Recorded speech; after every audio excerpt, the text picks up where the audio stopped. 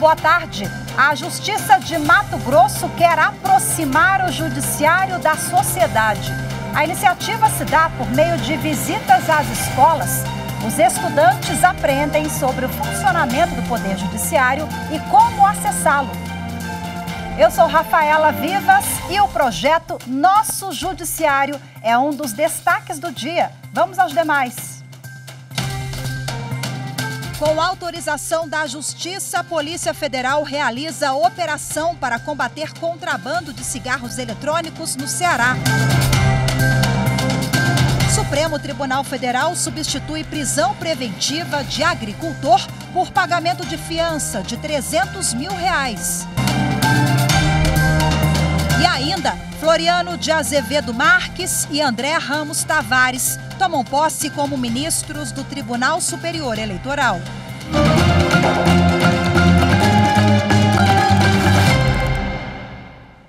Hoje, no Dia Mundial de Combate ao Fumo, a Polícia Federal, com autorização da Justiça, realizou uma operação para combater o contrabando de cigarros eletrônicos no Ceará. A narração é de Regina Souza. Foram cumpridos 13 mandados de busca e apreensão, 10 na capital Fortaleza e 3 em Juazeiro do Norte.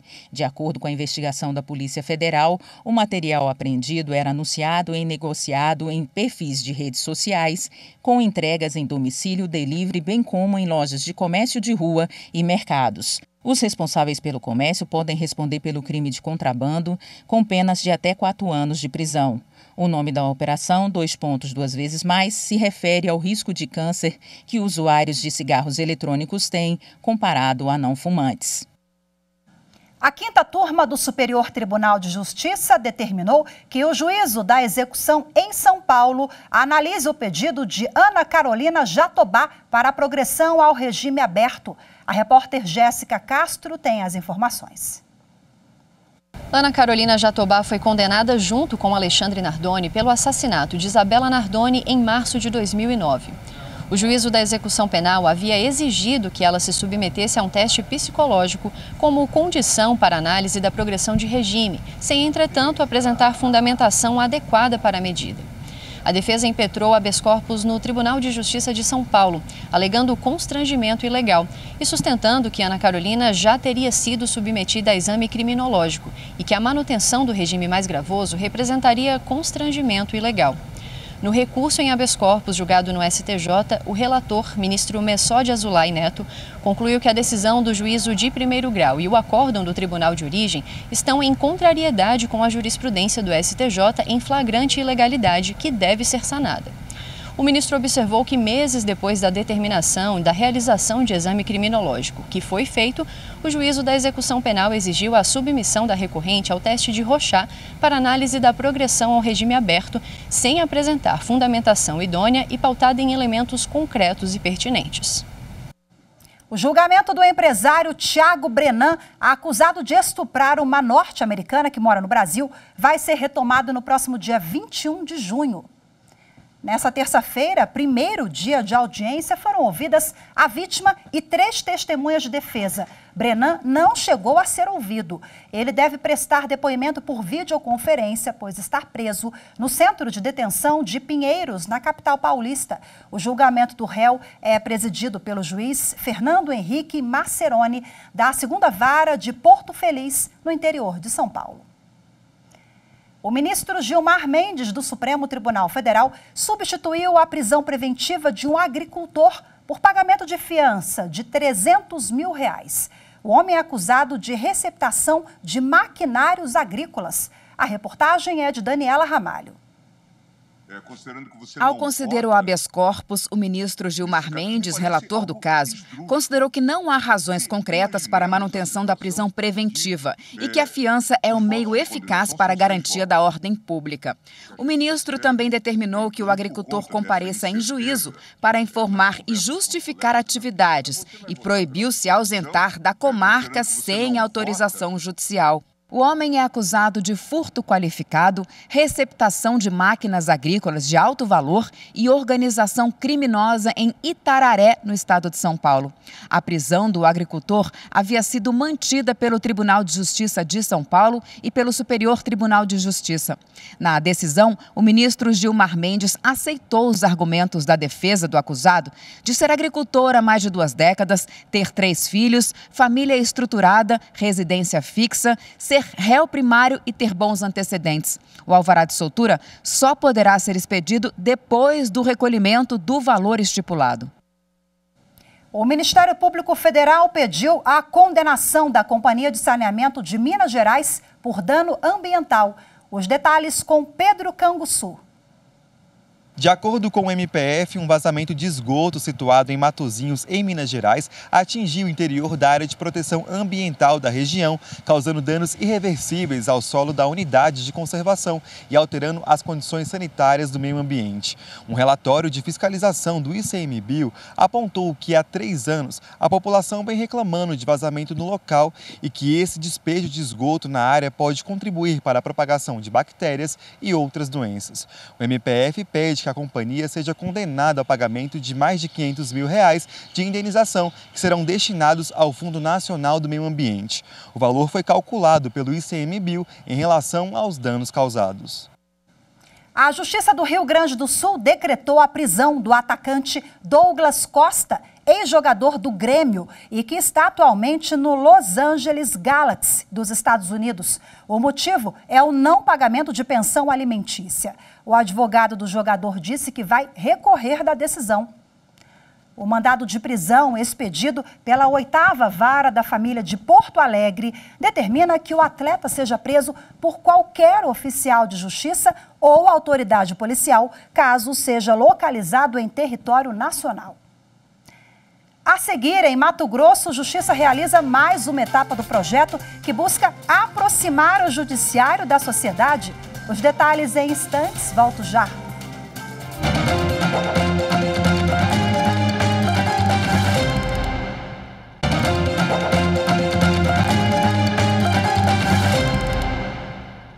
A Justiça de Mato Grosso realizou mais uma etapa do projeto Nosso Judiciário. O projeto visa aproximar o Poder Judiciário da sociedade e, nesta etapa, visitou uma escola estadual de Várzea Grande. Já são 120 unidades escolares no estado atendidas pela iniciativa do TJ. Acompanhe agora mais detalhes na reportagem de Eli Cristina. Mais de 120 alunos do 7º, 8º e 9º anos da Escola Estadual Dunga Rodrigues, em Várzea Grande, receberam a palestra do projeto Nosso Judiciário do Tribunal de Justiça de Mato Grosso.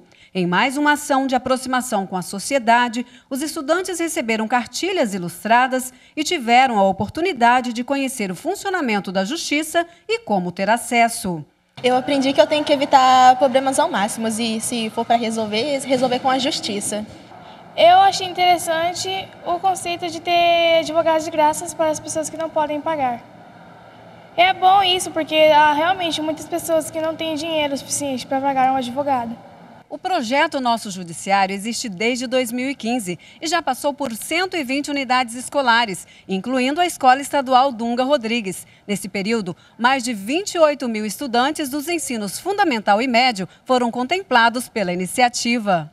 Para o coordenador da escola, o projeto desmistifica a ideia que se tinha de um poder judiciário distante das pessoas. A gente via o judiciário mais ou menos como um grande Deus, inacessível, onde dificilmente a classe pobre, a classe menos favorecida, tinha acesso direto.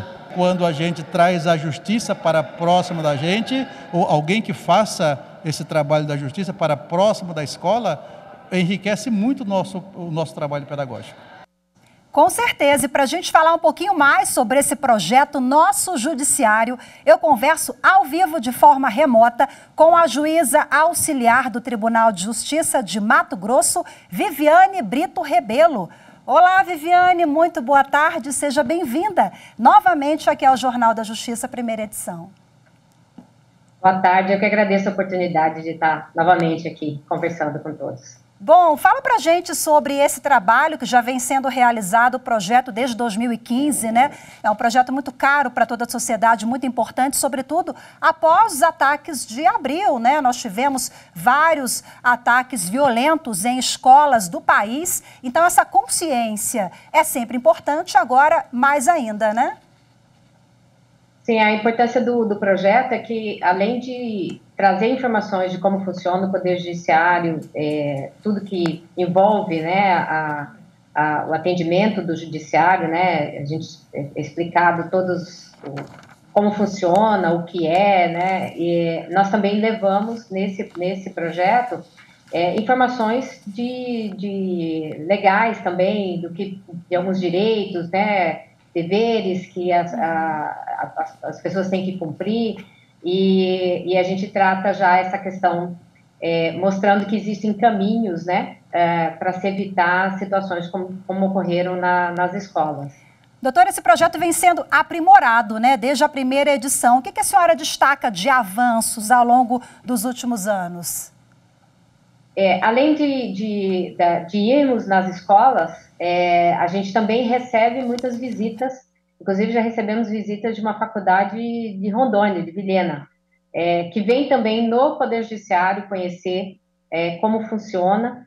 Então, o que eu destaco mais é que nós atingimos não só o ensino fundamental, todos os níveis, né, de escolaridade, desde o ensino fundamental até o ensino superior, tem possibilidade de conhecer e participar desse projeto, e com isso a gente passa essas informações e como funciona o Poder Judiciário, e como diz, né, desmistifica, né, o que era o Poder Judiciário, deixa de ser aquela coisa longe para se tornar algo bem próximo da sociedade. Porque, às vezes, a população tem essa visão, né, do juiz como alguém inacessível, o judiciário com uma linguagem muito difícil, rebuscada. Não. Vocês desmistificam e mostram. Achei interessante lá na reportagem, a aluna fala, olha, tem advogados gratuitos, né? Acho que ela se referia ali à Defensoria Pública. Então, vocês prestam esse trabalho também, que é cidadania, informação, né? Tem tudo isso. Sim, nós, através desse projeto, a gente informa, inclusive, todos os canais de atendimento, possibilidades, né, de você ter acesso ao Poder Judiciário, como entrar, como acessar, entregue uma cartilha com todas essas informações, na linguagem apropriada da idade, né, da escolaridade que está sendo atendida naquele momento. Então, é um projeto permite essa acessibilidade, né, que a gente fala tanto aí. Ele tem realmente essa função de incluir o máximo possível de pessoas para que elas entendam como funciona o Poder Judiciário, de que maneira o Poder Judiciário pode atendê-las, né? De que maneira elas podem buscar o Poder Judiciário. Então, isso é o grande ponto mais forte, assim, que a gente visualizou nesse projeto. Doutora Viviane, balanço do projeto até agora, quantas unidades atendidas e quantos alunos beneficiados, que são multiplicadores também dessas informações, né? De 2015 até maio agora de 2023, foram 121 escolas, né, visitadas, 28.520 alunos, né, dos ensino médio e fundamental que foram alcançados pelo projeto. E em relação às faculdades, a gente tem desde agosto de 2015 até maio de 2023, mais 8.517 acadêmicos, né, 35 faculdades atendidas, 164 turmas, né, de 15 municípios aqui do Mato Grosso, e como eu falei, até uma faculdade de Rondônia veio nos conhecer aqui. Que bacana! Muito legal. A expectativa para esse ano de 2023, novidades, temos o que pela frente? Já mirando assim nas próximas edições. A ideia é atingir até esse ano a gente conseguir bater o nosso recorde aí, conseguir mais de 31 mil alunos atendidos por esse projeto, né? E à medida que vão surgindo novos meios de acesso ao Poder Judiciário, novas formas, a gente vai incluindo, né? Nós temos hoje temos um aplicativo que você consegue olhar o processo todo, é o nosso Clique Júri. Então, tudo isso vai sendo, à medida que vai entrando alguma novidade, seja tecnológica ou de novos unidades, né, para atender as pessoas, a gente vai incluindo e atualizando o material que vai sendo apresentado para as escolas. Maravilha, doutora Viviane Brito Rebelo, parabéns mais uma vez pelo projeto Nosso Judiciário, viu? Sucesso na iniciativa e a gente fala outras vezes aqui, sempre um prazer conversar contigo, viu? Boa tarde. Obrigada. Boa tarde. A seguir, tomam posse como ministros efetivos do Tribunal Superior Eleitoral os advogados Floriano de Azevedo Marques e André Ramos Tavares. As informações em instantes, voltamos já.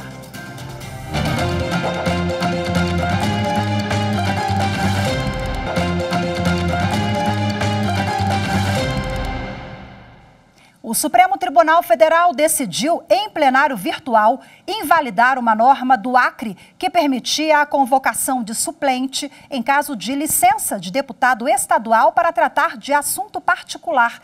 Quem tem os detalhes é a repórter Carolina Chaves. A ação foi apresentada pela Procuradoria-Geral da República contra um dispositivo da Constituição do Acre que prevê a convocação do suplente do deputado estadual em caso de afastamento do titular para tratar de interesse particular sem remuneração por mais de 60 dias, sem que haja a perda do mandato.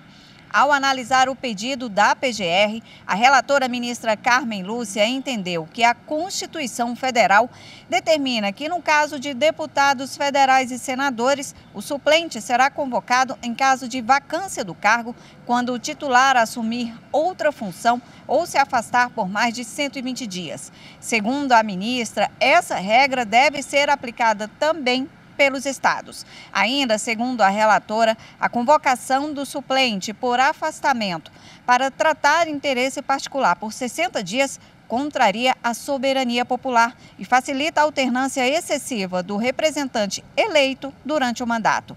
Todos os ministros seguiram a relatora. Os advogados Floriano de Azevedo Marques e André Ramos Tavares tomaram posse nesta terça-feira como membros efetivos do Tribunal Superior Eleitoral. Eles passam a ocupar as vagas destinadas aos representantes da advocacia no TSE. A reportagem é de Guilherme Glória.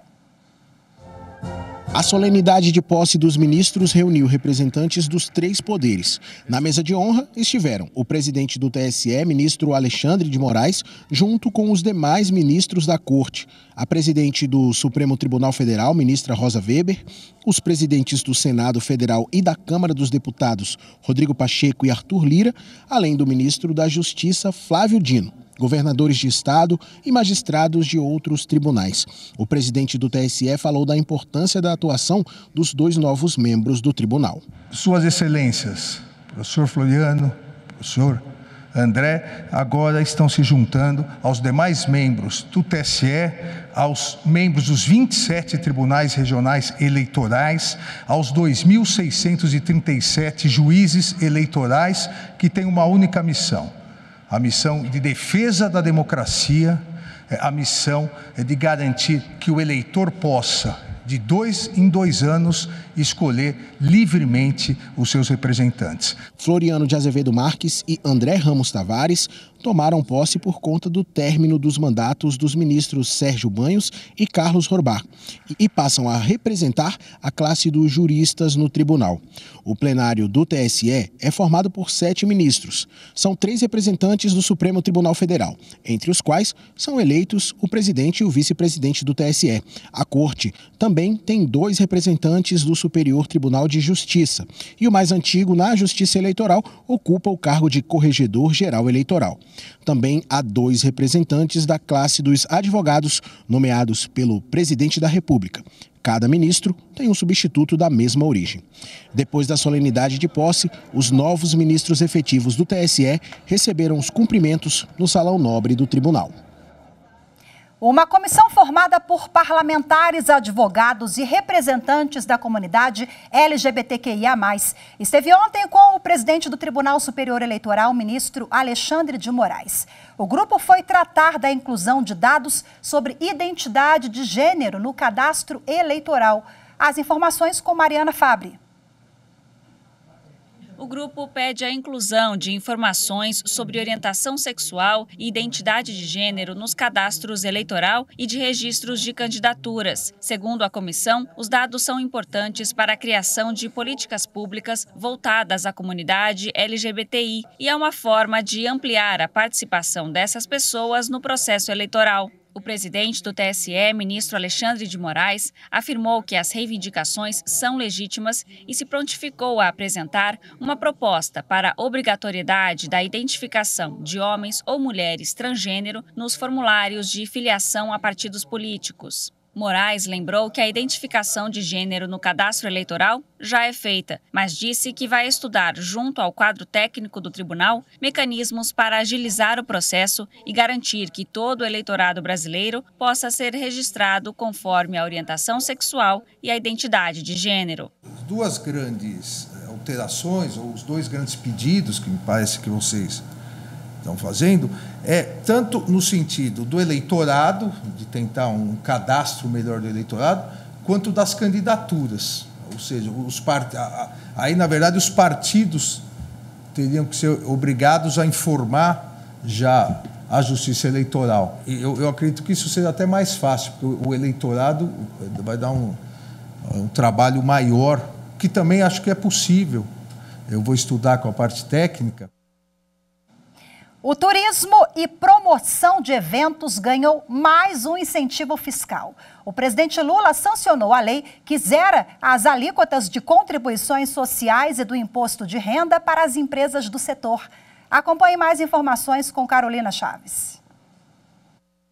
Ao todo, serão beneficiados 44 segmentos dos setores de turismo e eventos. Serão contemplados empreendimentos como casas de festas, teatros, cinemas, hotéis, agências de turismo, parques temáticos, cruzeiros, bares, restaurantes e similares.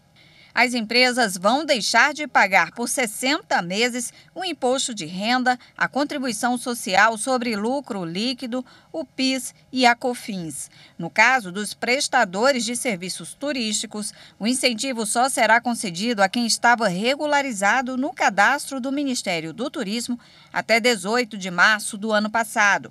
O benefício fiscal dá continuidade ao Programa Emergencial de Retomada do Setor de Eventos, criado por conta da pandemia da Covid-19. A lei também zera as alíquotas de PIS e COFINS sobre as receitas de transporte aéreo de passageiros. A medida vale para os próximos 5 anos. Segundo o governo, somente para as empresas aéreas, o benefício fiscal deve ter um custo de R$ 500 milhões. Foi lançado na sede do Tribunal Superior do Trabalho, em Brasília, o terceiro volume da coleção Estudos Enamate, Efetividade da Execução Trabalhista. A reportagem é de Rafael Oliveira e a narração de Daniel Vasques. Um dos coordenadores do título foi o diretor da Escola Nacional de Formação e Aperfeiçoamento de Magistrados do Trabalho, ministro Maurício Godinho Delgado. Ele falou da contribuição da obra para a literatura e a doutrina do direito trabalhista. Além do lado prático do exercício da jurisdição, é preciso de haver algumas reflexões teóricas que contribuam para o aperfeiçoamento não só da nossa dinâmica operacional, no contexto da aplicação do direito do trabalho, no contexto do funcionamento do processo, como também, dependendo do tema, para a compreensão do próprio direito do trabalho. A coleção Estudos Enamate é uma iniciativa inédita na história da Escola Nacional de Formação e Aperfeiçoamento de Magistrados do Trabalho. Nas publicações, os autores aprofundam assuntos tratados por programas do Tribunal Superior do Trabalho, como trabalho seguro e combate ao trabalho infantil. O ministro Cláudio Brandão é coordenador da Comissão Nacional de Efetividade da Execução Trabalhista e também ajudou na condução e no lançamento do livro. Ele destacou a importância do título para o mundo acadêmico e para os profissionais do direito. A contribuição é enorme, porque aqui nós temos artigos de professores, de juízes, desembargadores, que trazem o seu conhecimento naquilo que tem de mais importante, que é estimular a efetividade da execução trabalhista.